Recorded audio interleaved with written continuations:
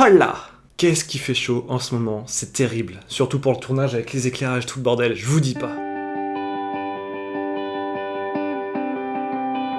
Il faut toujours lire ce qui est marqué en tout petit dès que vous signez un contrat, qu'il y a de l'argent, que vous vous engagez sur plusieurs mois. J'ai fait l'erreur il y a 2 ans, de changer d'opérateur, donc de passer de Orange à Free. Alors c'était surtout par rapport au forfait qui était avantageux, passer de 30 € par mois chez Orange à 2 € par Free.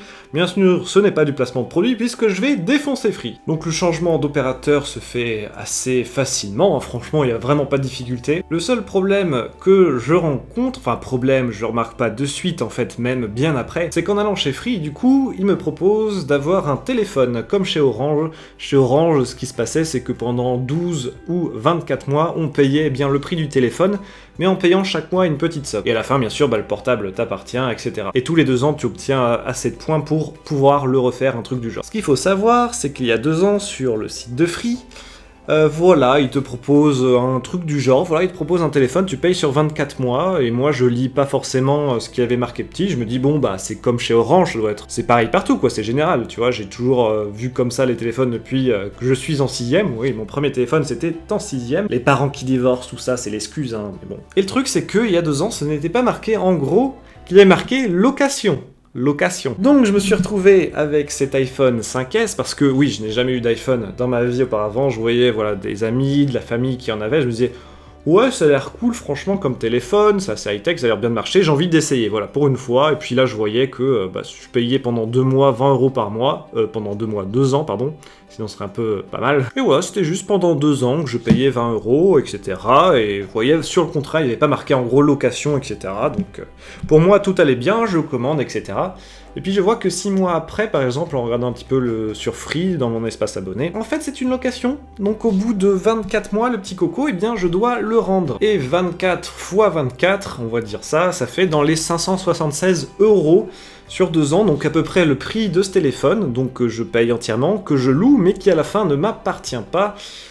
Donc c'est bien de la merde. Mais attendez, ce n'est pas là que s'arrête la baise avec la location de téléphone, c'est que si je viens à casser le petit iPhone 5S, si quelque chose ne fonctionne plus, etc., et que je ne peux pas le rendre, si je le rends et qu'ils considèrent que c'est cassé chez Free, je devrais payer 200 € de plus. Voilà, la bonne baise. Maintenant tu regardes le site, ils ont quand même marqué en dessous, pas super gros, location, mais je suis sûr de n'avoir pas vu ça, tu vois, j'ai vraiment changé d'opérateur, quand j'ai payé pour les 2 €, ils m'ont proposé un nouveau téléphone à payer en 24 mois, et nulle part j'ai vu marqué location, ni qu'il fallait le rendre à la fin, etc., qu'il fallait payer 200 € si on est à le casser, bref, pas cool. La question que je me pose, c'est qu'est-ce que je vais faire en septembre ?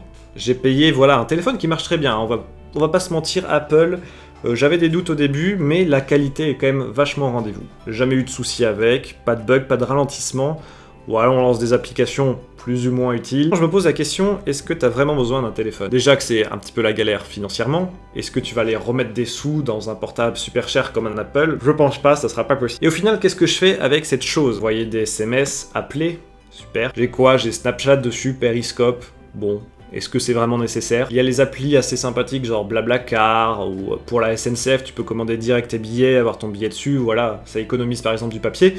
Mais est-ce que c'est vraiment rentable par rapport au prix du machin ? Alors certes, il y aura des téléphones toujours un peu moins chers, mais c'est vrai qu'avec tous les autres téléphones des autres marques que j'ai eu avant, la plupart se mettaient à bugger au bout de 2-3 mois, c'était un bordel, et tu payais bien plus cher aussi le forfait. Je me dis, est-ce que je m'en sers vraiment ? Voilà, j'appelle peut-être mes parents, une fois dans le mois. Waouh, on s'envoie des SMS avec les potes juste pour dire, j'arrive dans 10 minutes, des trucs comme ça. Est-ce que c'est vraiment utile ? Il y a les confirmations de sécurité avec le téléphone, où ça t'envoie un SMS pour confirmer que c'est bien toi qui utilises la carte bleue, par exemple, ce genre de choses. Et je me pose vraiment la question de est-ce que c'est important pour vous le téléphone dans votre vie ? Au final, je m'en sers pas beaucoup de ce téléphone, et en fait, je me suis rendu compte qu'il y a quelque chose de malsain un petit peu qui s'est créé avec. C'est que je le laisse toujours, à côté de moi, comme ça, tu vois, quand je travaille sur mes vidéos, ou je suis sur l'ordi, ou que je vais manger, ou que je sors, tu vois.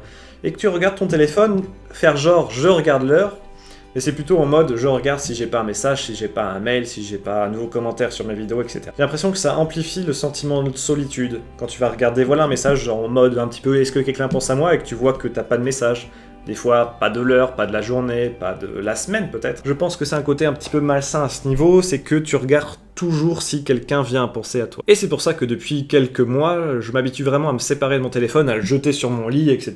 et je le vois plus de la journée, quoi. Du coup, je remets un petit peu en question l'importance ou non du téléphone, surtout du fait que voilà, quand t'as un téléphone portable, tu te mets un petit peu H24 disponible, quoi. Si tu viens pas répondre, si, je sais pas, t'as pas envie, si t'es occupé, voilà, on se pose des questions, on te laisse un message, c'est te mettre un petit peu tout le temps disponible, à la disposition des autres, alors que, voilà, je pense que dans la vie, des fois, t'as envie d'être pépère pour moi, si quelqu'un veut vraiment venir me dire quelque chose, je préfère que ce soit en vrai, que ça se fasse en direct, la discussion. Je préfère même ne pas voir la personne pendant un moment et qu'on se revoie ensuite en direct, autour d'un café, pour parler, pour raconter ce qui s'est passé dans notre vie, etc. Plutôt que tout se raconter par SMS, je trouve qu'il n'y a aucun intérêt à discuter par SMS, et même par téléphone de vive voix, c'est pas pareil, on peut pas vraiment voir comment ce que ressent l'autre. Ça gâche un peu les relations, et voilà, je suis pas très fan. Donc je remets en cause ce téléphone, je me dis, est-ce que je vais en reprendre un en septembre ? Et je suis pas sûr. Peut-être que je vais faire un petit test pendant 1 ou 2 mois de ne pas avoir téléphone, et puis si vraiment j'en ai besoin, je pense que je prendrai vraiment une cabine, un truc qui permet juste de SMS, appel, terminé, et voilà, qui me servira de sécurité vraiment pour les moments importants. Et là, pour le coup, je me suis fait niquer par Free, parce que si j'avais pris, je sais pas, chez un autre opérateur, qui m'aurait pas loué le téléphone, ça se trouve, là, en septembre, en ayant payé pendant 2 ans tous les mois, peut-être qu'il m'aurait appartenu et que j'aurais pu le garder encore quelques années. Merci d'avoir regardé cette vidéo, elle était très courte aujourd'hui, c'est parce que j'ai vachement galéré, j'ai un autre sujet mais qui est bien plus complexe et j'ai pas réussi à le terminer. Du coup, j'ai engagé cette vidéo aujourd'hui. C'est très dur de relever le défi des 5 vidéos par semaine, franchement. Faut trouver l'inspiration un petit peu tout le temps. J'ai des idées de vidéos, mais il y en a certaines qui sont vachement à approfondir, on va dire, pour que ça soit une bonne vidéo tout de même, tu vois, que ça soit pas un sujet bâclé ou je ne sais quoi. On se dit à demain les Tchoupoutou, passez une bonne soirée, on se fait plein de bisous. Ciao ciao.